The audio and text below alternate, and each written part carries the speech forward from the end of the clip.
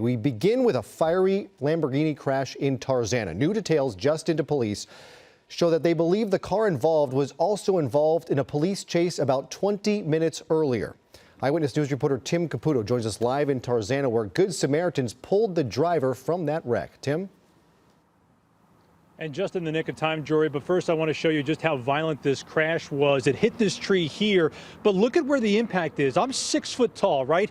But the damage starts at about 4 feet high. It goes all the way up to about 8 feet high, and that's where that Lamborghini SUV hit this tree, clearly going airborne before flipping over on its top on the street here. The driver was pulled from that SUV. The driver, previously pursued by police, was pulled from that SUV by both police officers and Good Samaritans who live in this neighborhood. Take a look. Hey, boss, you gotta get him out of here. You gotta get him out of here. The car's on fire, bro. It took several people to open the door of that upside-down Lamborghini SUV and drag the driver out from the passenger side.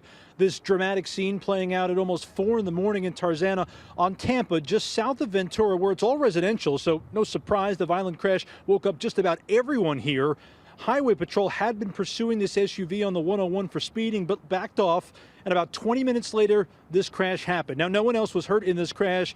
And for those who live here, they ran outside to see that overturned SUV beginning to smoke.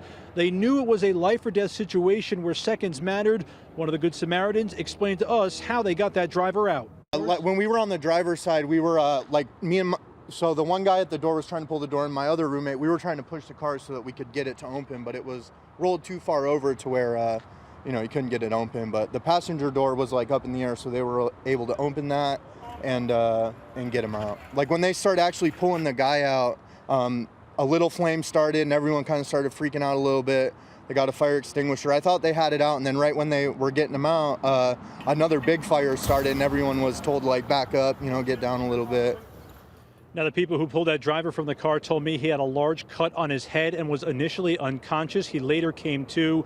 Police tell us he was taken to the hospital with serious injuries, but he is in police custody for evading officers. 2 other vehicles that were actually parked on this street were also damaged in the crash. They were parked so no one was inside them.